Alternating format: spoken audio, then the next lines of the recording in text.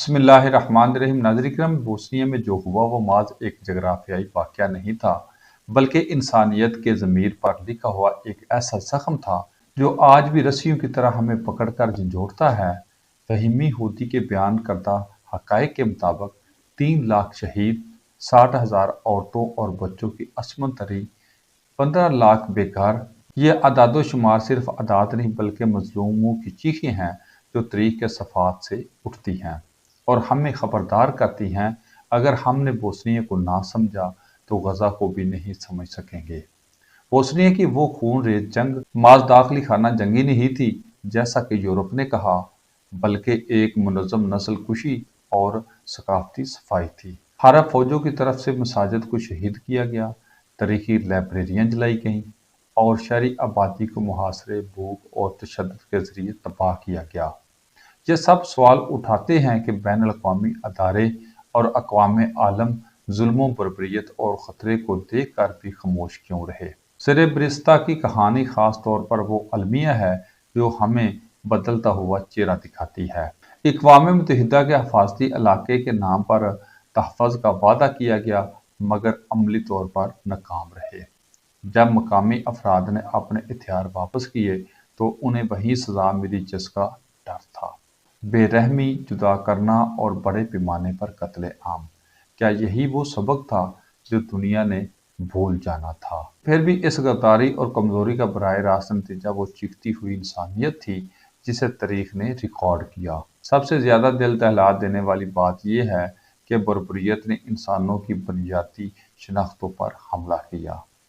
عورتیں عسکریت پسندوں کے ہاتھوں جسمانی استعمال کا شکار ہوئیں، بچوں اور بزرگوں پر بہیمانہ تشدد کیا گیا اور بہت سی زندگیاں ایسی نفرت اور وحشت کے زیر اثر ختم کر دی گئیں کہ زبانیں اس کا بیان کرنے سے قاصر رہیں۔ قاتلوں کی طرف سے کہا گیا کہ یہ سور کا گوشت نہیں کھاتے، ایک ایسی ظالمانہ دلیل جس نے مذہب کی نفرت کی آڑ بنا کر انسانوں کو قاتلانہ تشدد کا نشانہ بنایا۔ یہ کہانی محض ماضی کی داستان نہیں، یہ ایک وارننگ ہے۔ جب ہم بوسنیا، ساراییو، بانیا لوکا، سربرستا کو یاد کرتے ہیں تو ہمیں صرف افسردگی یا دکھ محسوس نہیں کرنا چاہیے بلکہ ہمیں سبق لینا چاہیے۔ تاریخ کی کتابوں میں رقم شدہ یہ درد ہمارے لیے ایک منظم بین الاقوامی رد عمل کی ناکامی نے مظلوموں کو تنہا چھوڑ دیا۔ یہ غلطی ہمیں دہرانی نہیں چاہیے۔ آج غزہ میں جو کچھ ہو رہا ہے اس کو سمجھنے کے لیے بوسنیا کی دہائیوں پر میت داستان کو یاد رکھنا ہوگا۔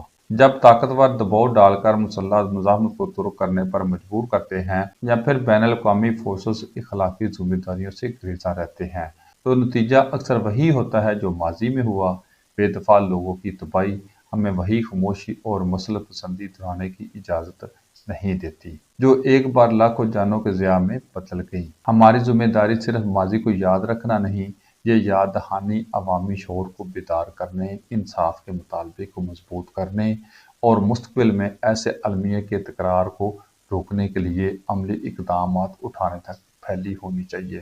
بین الاقوامی قوانین، انسانی حقوق کے ادارے اور عالمی شعور کو اس حد تک مضبوط بنانا ہوگا کہ کسی قوم یا فرقے کی نسل کشی کی علامت دکھنے پر دنیا خاموش نہ رہے۔ اقوام متحدہ، صحافتی ادارے اور انسانی حقوق کے گروہ کہ وہ تاریخی حقائق کو چھپنے نہ دیں اور انصاف کی راہ میں رکاوٹیں دور کریں۔ یاد رکھیں، تاریخی قصے بچوں کو سلانے کے لیے نہیں بلکہ مردوں کو جگانے کے لیے ہوتے ہیں۔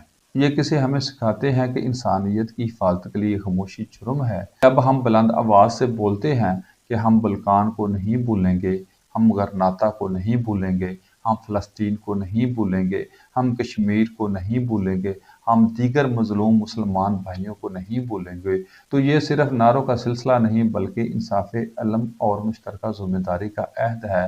اب ہمیں دیکھنا ہوگا کہ ہم یہ عہد کس حد تک پورا کرتے ہیں۔